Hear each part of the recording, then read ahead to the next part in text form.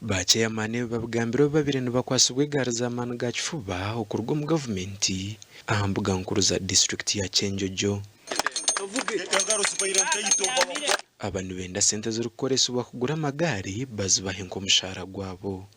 Akatwala shilingi 3 buli izooba ati raki buli izooba twenka 10 mwaka gwaza kuba twabwe no kakasente.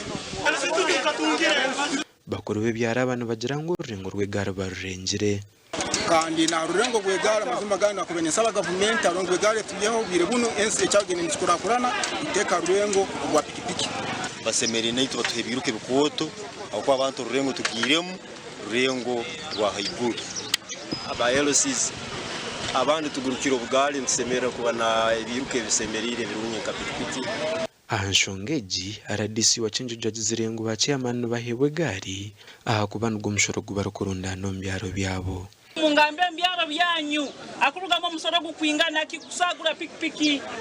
Abarukwetebekanisa kuguza egaari zihona nabwe behanangirizibwa butakigeza.